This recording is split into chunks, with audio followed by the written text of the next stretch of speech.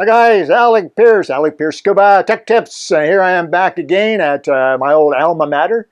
That's not right. That's your university, right? Anyway, I'm back here at Scuba 2000. Yeah, the dive store that my wife and I, Diana, started 25 years ago almost.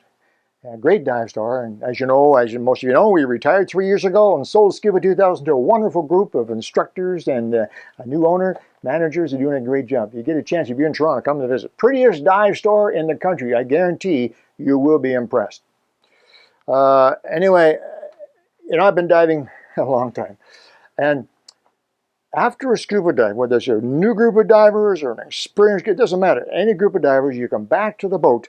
There is a lot of conversation. There's usually a lot of conversation. Do you see that shark? Oh, wow, that moray eel, the big giant. I mean, all that usual stuff. But there's also usually a couple of complaints. Not really complaints, but things that divers didn't enjoy in the dive. They're usually related to, boy, it was cold.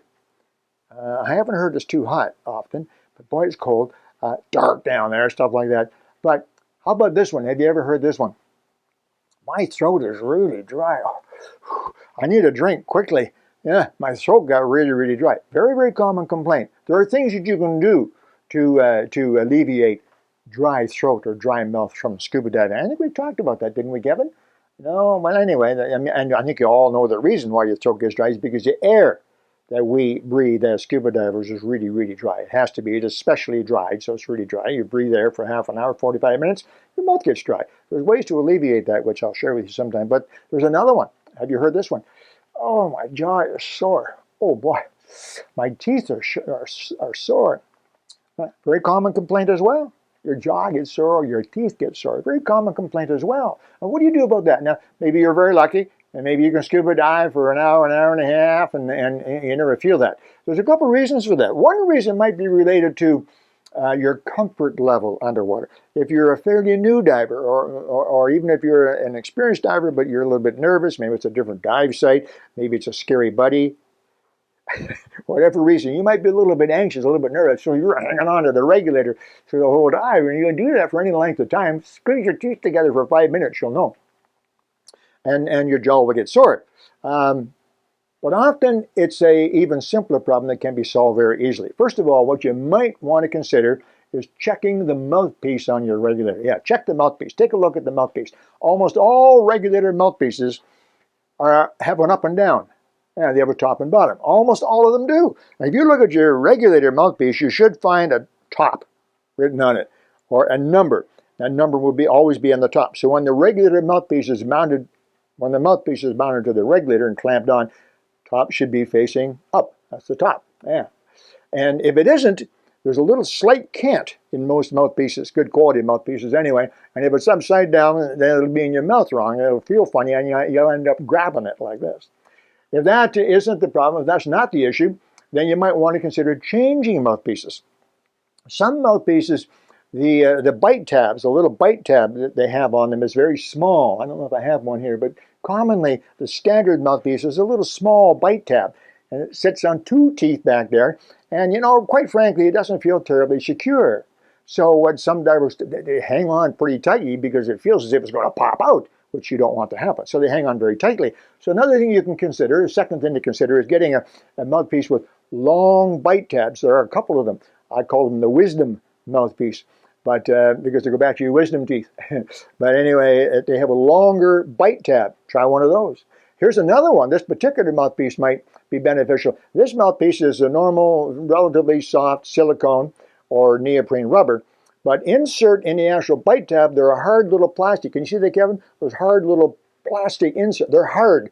So when you bite on this, you have something solid to hang on to. And so you feel more secure, so you tend to relax a little wee bit. That might be a solution. Now, there may be one other issue. It may be that your own teeth, the actual teeth, or your own jaw is a little different. Well, of course, it's different as yours. It's nobody else's. But it may be that it's a little more different than normal. What do you do about that when either your teeth or your jaw are a little unique? Well, very simply, you go to your local dive store and you tell the dive store you want, I thought we got 2 colors of this, no? That you want a Secure mouthpiece.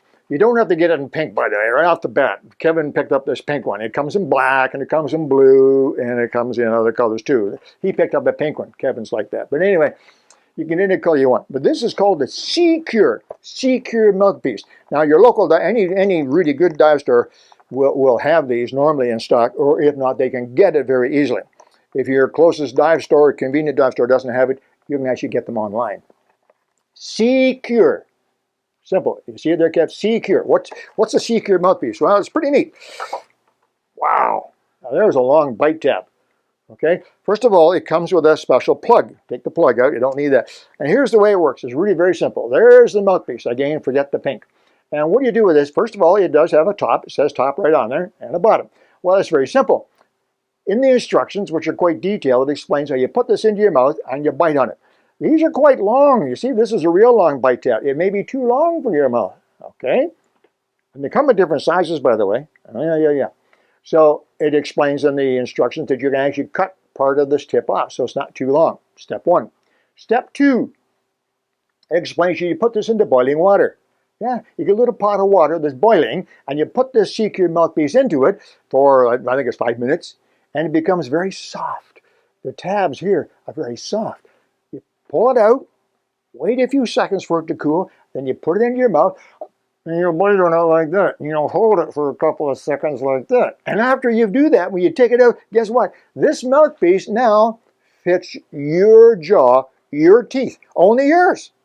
Yeah. But now when you put it in your mouth, your teeth fall into its holes, and it sits there very comfortably. It doesn't feel like it's going to fall out, so you don't bite on it all the time. There's the benefit. Saves jaw fatigue. There's another benefit, by the way. If somebody else picks up your regulator by accident or on purpose and pops it into their mouth, and they, what's going on? It doesn't fit their teeth. It'll feel weird. So it's a small, sneaky little way to be sure nobody else uses your regulator. And it does come with this plug, which is kind of nice. The plug goes in this side, and it just helps to keep the mouthpiece nice and clean. You pop it in there like so. It sticks in there and just stays to keep it clean. Whether or not you want to use it, that's up to you. But there's a couple of tips. If you do suffer occasionally from jaw fatigue, look for a longer bite tab. Look for the ones that have hard plastic inserts in the bite tab. Or if you feel that your jaw or your teeth are unique for any reason, Secure. This might be the answer. Simple, easy, inexpensive. You'll find it at your local dive store. Okay, that's it. That's it for today. A good scuba tip for those of you who have that problem. And this is Alec Peirce. Scuba Tech Tips from Scuba 2000 right here in Toronto, Canada. Talk to you soon.